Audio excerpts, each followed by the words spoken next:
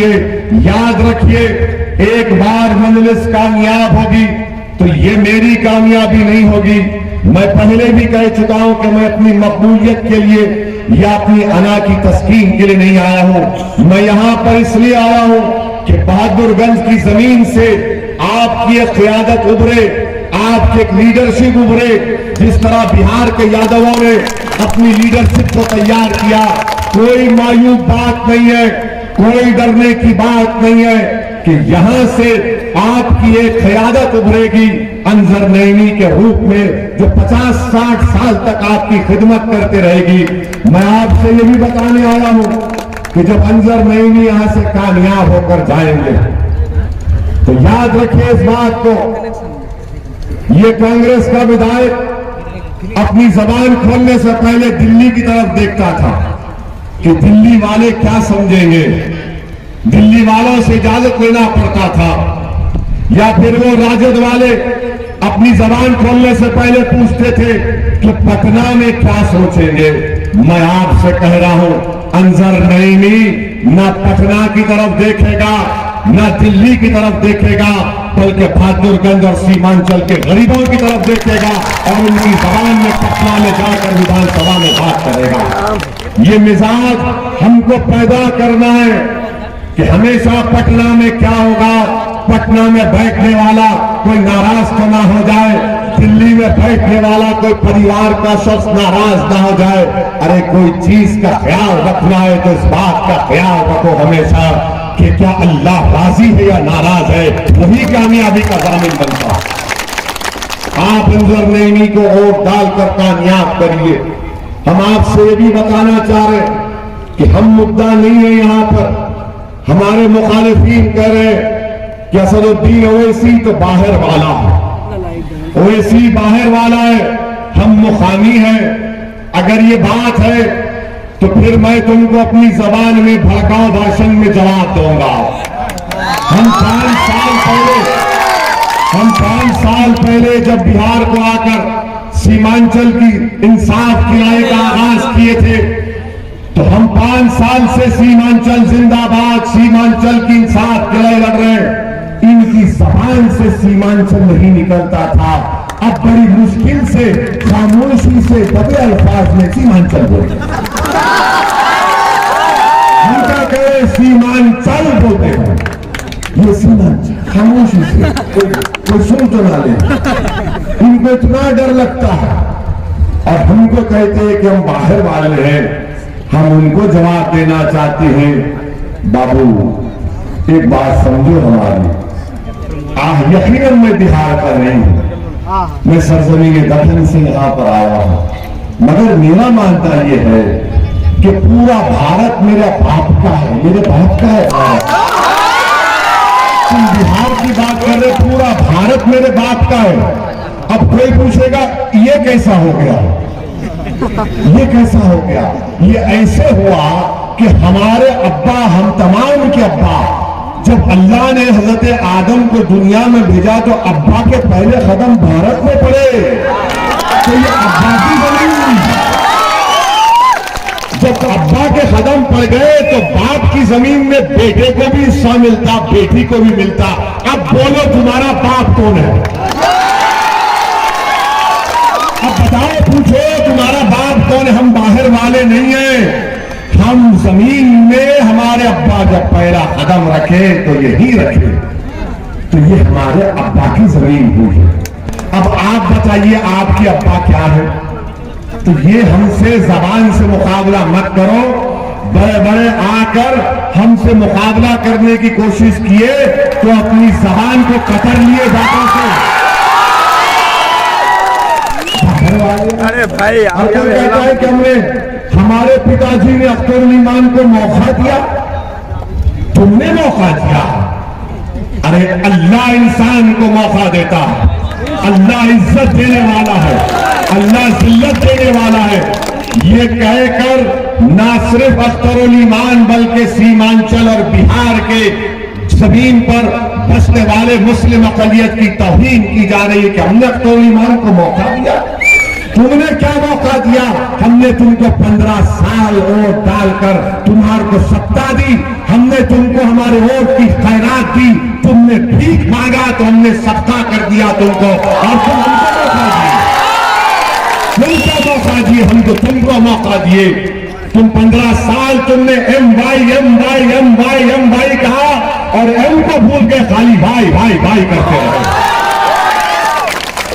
मेरे अजीज दोस्तों और बुजुर्गों, 7 तारीख को जब आप वोट डालने जाएंगे, इस बात का ख्याल रखिए कि CAA NPR NRC के ताल्लुक से कोई कांग्रेस का लीडर जब राहुल गांधी किशनगंज में आए थे, बहादुरगंज से लोग गए थे, आपको यहां पर माशाल्लाह हमारी मोहब्बत में हमारा भड़का भाषण सुनिए आए, आपको सलाम। मगर यहां से गाड़ी में बिठा रहे थे, बैठो बैठो, जाना है चलो किशनगंज जाना। क्या राहुल गांधी ने NPR NRC पर एक लफ्ज बोला? क्या राहुल गांधी ने NPR NRC पर एक लफ्ज बोला? पूरे इलेक्शन सभाओं में कौन बोल रहा है? NPR NRC मजलिस इत्तेहादुल मुस्लिमीन बोल रहे। ये क्यों नहीं बोलते? ये इसलिए नहीं बोलते क्योंकि इनको डर लगता है कि बीजेपी को उनका वोटर ना भाग जाए। अरे तुम सुनिए, तुम्हारा वोटर बीजेपी को भाग जाने का डर और हमको हमारे घर से भगाने की बात हो रही है, उसके ऊपर बात नहीं करोगे। यही इनकी मुनाफिकत है। तो हम आपसे कह रहे हैं कि जो लोग आपको हमारा नाम लेने से डरते हैं उनको हराइए। जो हमारा नाम लेने से डरते हैं उनको, वो आपके वोट के मुस्तहिक नहीं है, इनको वोट मत दीजिए।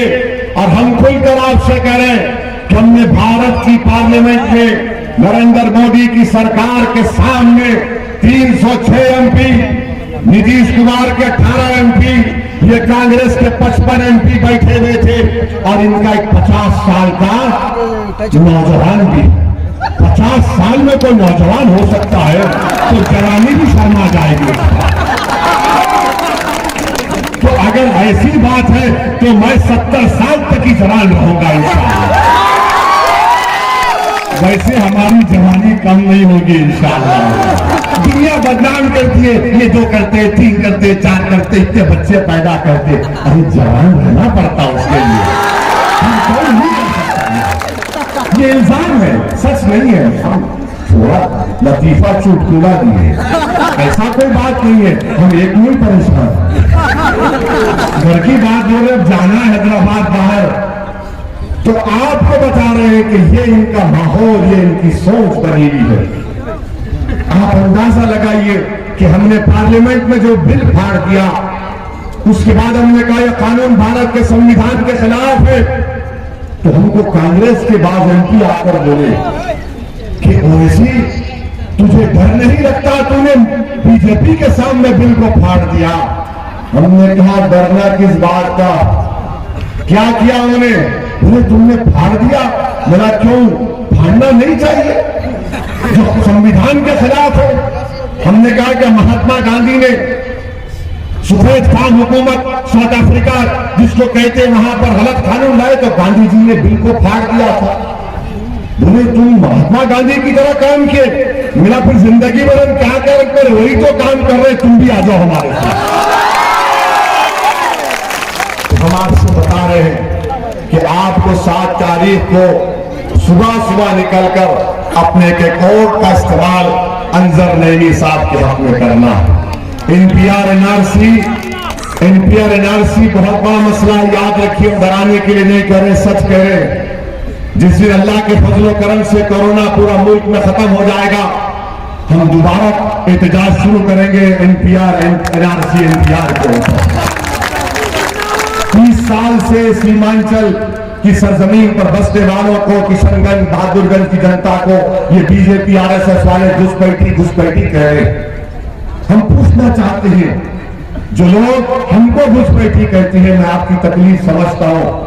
मेरी उम्र जब 13-14 साल की थी तो हैदराबाद में हमारे घर के सामने भीड़ जमा होती थी और भीड़ जमा होकर पुकारती थी कि मुसलमान के दोस्तान कब्रस्तान या पाकिस्तान।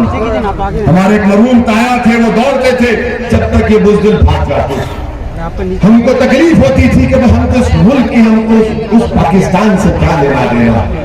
मेरे भाई सोचो, 7 तारीख को जब तुम वोट डालने जाओगे मेरी माँ और बहनों, तो क्या कोई मोदी को कहता है घुसपैठी?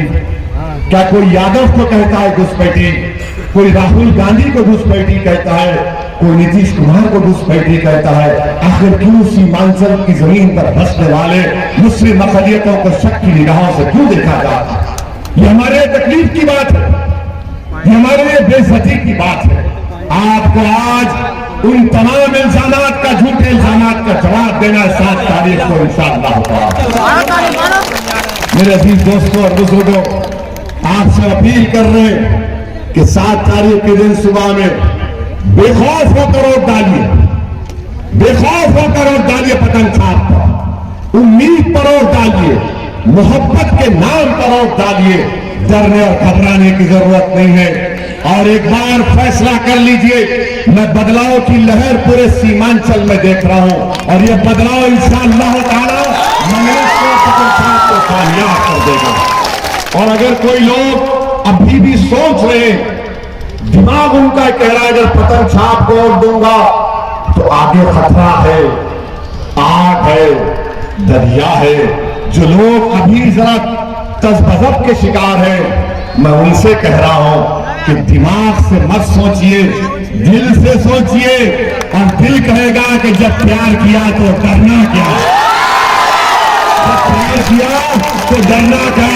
खुल के बेखौफ होकर और पूरे इत्मीनान और एतमाद के साथ पतंग छाप पर बटन दबाइए और अपने आप को कामयाब करिए।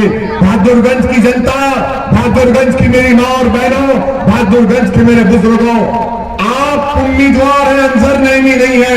आप विधायक बनेंगे, अंजर नईमी नहीं बनेगा। ये सोचकर अपने वोट का इस्तेमाल करिए।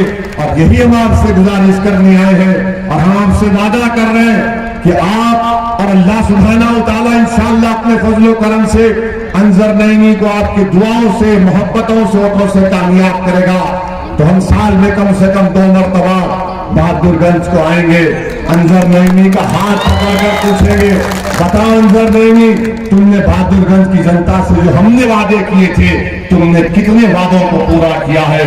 आप इस बात का इत्मीनान रखिए, भरोसा रखिए। ये ऐसा नहीं है कि जीत गए और वो यहाँ बैठे रहे, हम भूल जाएंगे। नहीं मेरे भाई, हम यहाँ पर एक दिन के लिए नहीं आए हैं। हम यहाँ पर एक विधानसभा या 2 विधानसभा लड़ने नहीं आए हैं। हमारी लड़ाई इंसाफ की लड़ाई है, जो सियासी लड़ाई से ज्यादा अहम है, जो सियासी लड़ाई से अहम है। मगर सियासी लड़ाई इसलिए अहम है कि आपके नुमाइंदे कामयाब होंगे तो इख्तिदार में जाकर, असेंबली में जाकर आपके मसाइल हल करना है। इसीलिए 7 तारीख को अपने एक वोट देकर पतंग छाप पर अपने इत्तेहाद को, अपने सियासी शऊर को और अपनी क़यादत को बनाइए। मैं आपके साथ यही चंद बातें कहकर रुखसत होता हूं। मेरे साथ नारा लगाइए, नारे तकबीर, हिंदुस्तान, पतंग छाप, पतंग छाप, अंजर नईमी, अंजर नईमी, बहादुरगंज की जनता, बहादुरगंज की जनता। अस्सलाम वालेकुम। अंजार साहब को पिला देते, आपकी इजाजत है।